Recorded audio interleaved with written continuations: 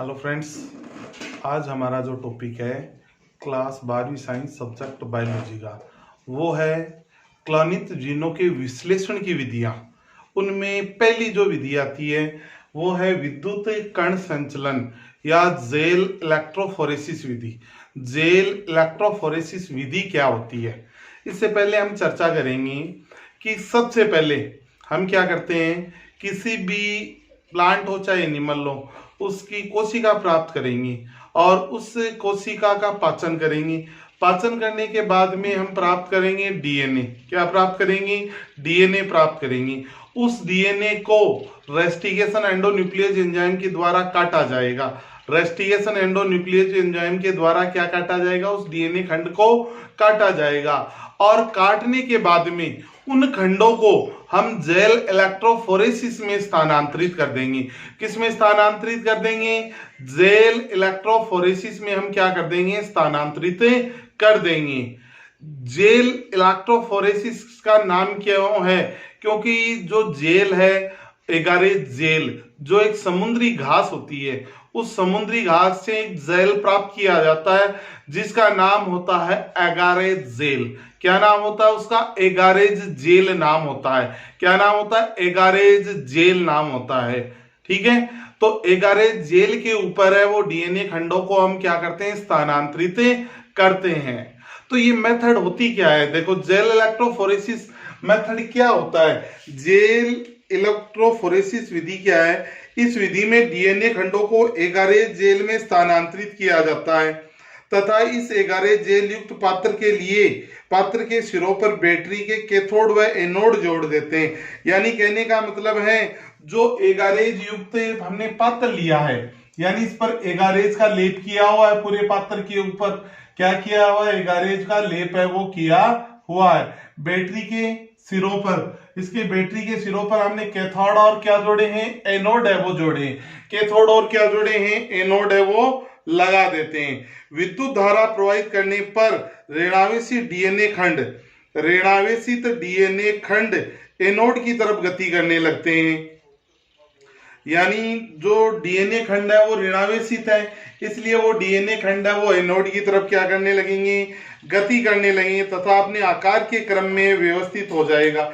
DNA का सबसे बड़ा जो खंड है, डीएनए का सबसे जो बड़ा खंड है, वो बड़ा खंड अधिक ऋणावेश के कारण सबसे पास में, जबसे डीएनए का छोटा खंड है ऋणावेश के कारण एनोड से दूर व्यवस्थित हो जाता है। एनोड से क्या हो जाता है? दूर व्यवस्थित हो जाता है।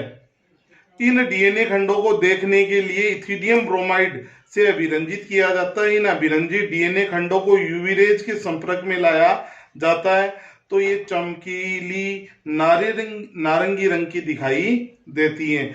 इस विधि में दो जेल काम में लिए जाते हैं, एगारेज जेल और दूसरा पॉलीएक्रिलेमाइड जेल। इन जेल अणुओं में छोटे छोटे छिद्र पाए जाते हैं जिन्हें आणविक छलनी है वो कहा जाता है।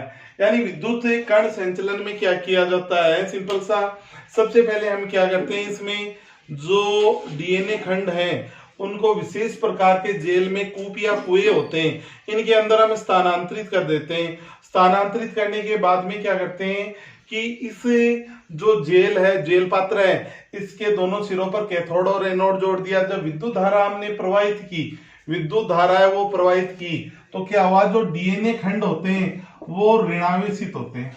कैसे होते हैं? ऋणावेशित होते हैं। इसलिए जो बड़े खंड है वो तो एनोड की तरफ जमा हो जाएंगे और छोटे खंड है वो, डीएनए के छोटे खंड है वो कैथोड की ओर जमा हो जाएंगे। यानी अपने आकार के क्रम में ये क्या हो जाते हैं? डीएनए खंड है वो व्यवस्थित हो जाते हैं। इन डीएनए खंडों को देखने के लिए किसका उपयोग करते हैं? इथिडियम ब्रोमाइड का। और यूवी रेज जब इस पर डाली जाती है तो चमकीली नारंगी रंग की ये पट्टियां हैं वो दिखाई देती हैं। ये होती है जेल इलेक्ट्रोफोरेसिस मेथड होती है। जेल इलेक्ट्रोफोरेसिस मेथड पहली विधि है विद्युत कण संचलन। अब इसकी हम दूसरी जो विधि आती है उस विधि के बारे में बात करेंगे। क्लोनित जीवों के विश्लेषण की जो दूसरी विधि है वो आती है ब्लॉटिंग तकनीक। सेकंड मेथड है ब्लॉटिंग तकनीक, ब्लॉटिंग तकनीक। ये तकनीक देखो क्या होती है। ब्लॉटिंग तकनीक का मतलब क्या होता है? एगारेज जेल से डीएनए खंडों को नाइट्रोसेल्युलोज शीट पर स्थानांतरित करना है, वो कहलाता है ब्लॉटिंग तकनीक या सघन ब्लॉटिंग कहलाता है। यानी एगारेज जेल से जो डीएनए खंड हम पे प्राप्त हो रहे हैं उन्हें नाइट्रोसेल्युलोज शीट पर स्थानांतरित करना ही सघन ब्लॉटिंग कहलाता है। इस विधि में डीएनए खंडों को एगारेज जेल से नाइट्रोसेल्युलोज शीट की ठोस सतह पर लिया जाता है। इसके लिए डीएस डीएनए को रासायनिक उपचार द्वारा सबसे पहले क्या किया जाता है, जो डीएस डबल स्टैंडर्ड डीएनए होता है, डीएस डीएनए, उसे कन्वर्ट किया जाता है एसएस डीएनए में। किसमें कन्वर्ट किया जाता है? एसएस डीएनए खंडों में। देखो डीएस डबल स्टैंडर्ड है, एसएस तो होता है सिंगल स्टैंडर्ड डीएनए होता है। ठीक है, अब इसके लिए क्या किया जाता है, इन्हें 80 डिग्री सेंटीग्रेड पर गर्म करते हैं जिससे एसएस डीएनए खंड नाइट्रोसेल्युलोज शीट पर फिक्स हो जाते हैं। अब इस डीएनए खंडों को ब्लॉट कहा जाता है। इस तकनीक को ब्लॉटिंग तकनीक कहा जाता है। इन एसएस डीएनए खंडों की पहचान के लिए डीएनए प्रोब के साथ इनका संकरण करवाया जाएगा और सघन ब्लॉटिंग तकनीक की खोज 1975 में सदन ने की थी, इसलिए इसका नाम रखा गया सघन ब्लॉटिंग टेक्निक है, वो नाम रखा गया है। यानी कहने का मतलब सिंपल सा इतना ही है, जो डीएस डीएनए है, जो जो हमें एगारेज जेल पर प्राप्त होता है, उन एगारेज जेल को हम क्या करते हैं, एगारेज जेल से प्राप्त डीएस डीएनए को हम एसएस डीएनए पे क्या करते हैं, एसएस डीएनए में कन्वर्ट करने के लिए क्षारीय विलयन या 80 डिग्री सेंटीग्रेड पर इनको हीट करेंगे।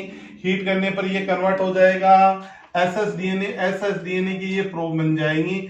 इन प्रोब की क्रिया डीएनए प्रोब से करवाई जाएगी। किन से करवाई जाएगी? डीएनए प्रोब से करवाई जाएगी, जिससे इनकी पहचान है वो आसानी से की जा सकती है। दूसरा आता है नदन ब्लॉटिंग।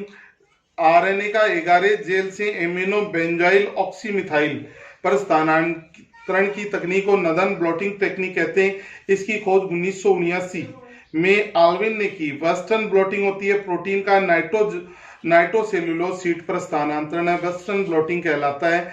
इसकी खोज 1979 में लॉबिन नामक वैज्ञानिक ने की थी।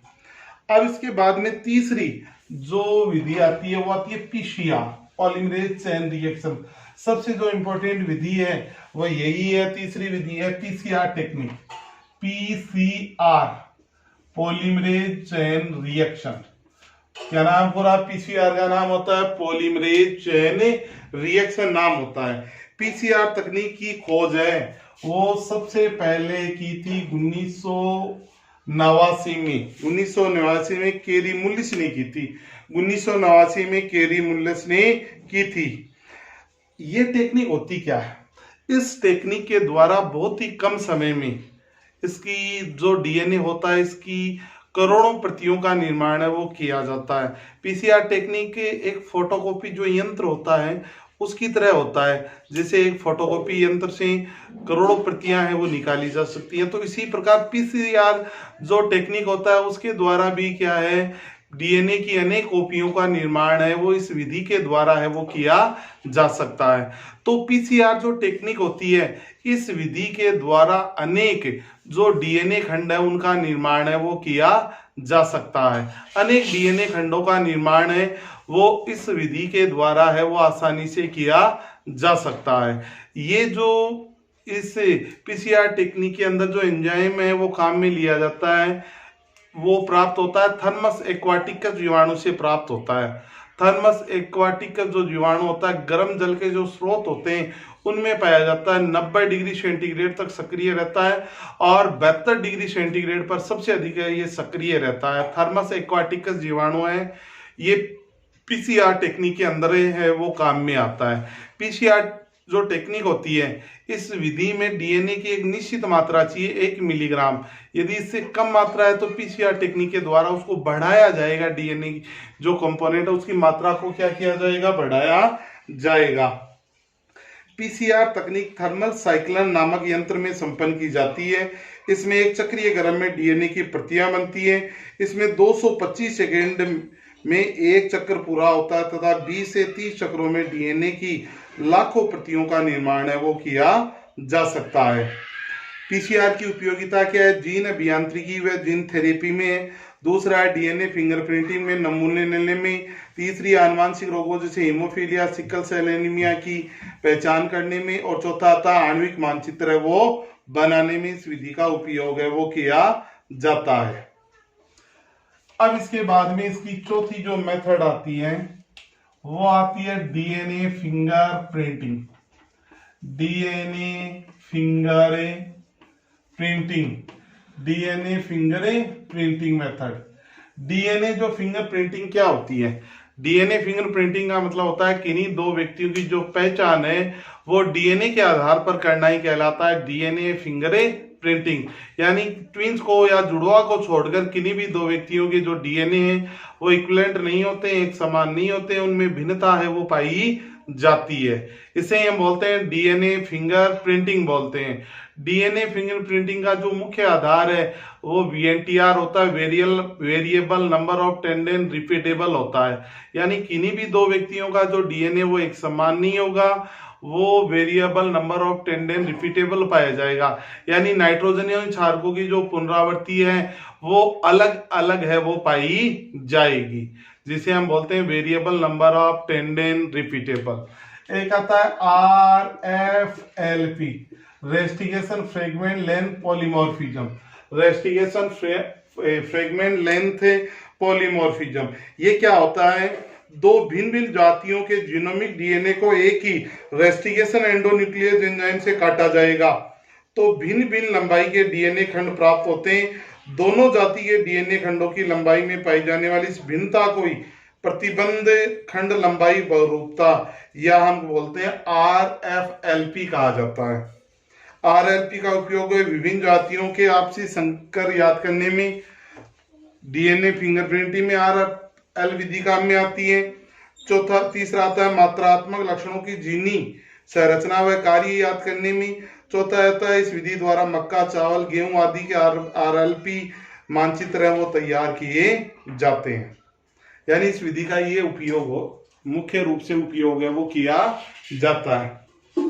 अब आती है पुनर्योग डीएनए तकनीक की उपलब्धियां क्या हैं? पहला है N2 स्थिरीकरण करने वाली निप जीन की क्लोनिंग है। दूसरा है हीमोफीलिया रोगों की जीन की क्लोनिंग है। तीसरा है हेपेटाइटिस बी विषाणु की जीन क्लोनिंग है। चौथा है मानववर्धी हार्मोन इंसुलिन के जीन की क्लोनिंग है। पांचवा है HGP ह्यूमन जीनोम प्रोजेक्ट है। और छठा आता है प्रतिजैविक पेनिसिलिन का निर्माण करने वाले जीन पेनिसिलिन G साइलेज की क्लोनिंग करने में इस पुनर्योगा डीएनए का निर्माण है वो किया जाता है। यानी इन विधि के द्वारा क्लोनित जीवों का जो विश्लेषण है वो आसानी से किया जा सकता है।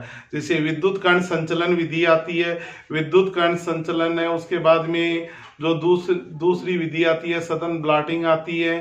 सदन ब्लॉटिंग के बाद में पीसीआर है, पीसीआर के बाद में डीएनए फिंगरप्रिंटिंग है और फिर आती है RFLP विधि। ये 5 विधियां हैं वो क्लोनित जीनों के विश्लेषण की विधियां होती हैं। यानी क्लोनित जो जीव है उनका विश्लेषण इन विधियों के द्वारा है वो आसानी से वो किया जा सकता है। तो इस टॉपिक के अंदर आज इतना ही। कल नया टॉपिक है प्लांट टिश्यू कल्चर, पादप उत्तक संवर्धन के बारे में हम विस्तार पूर्वक है वो चर्चा करेंगे। तो आज के वीडियो में इतना ही। Okay, bye.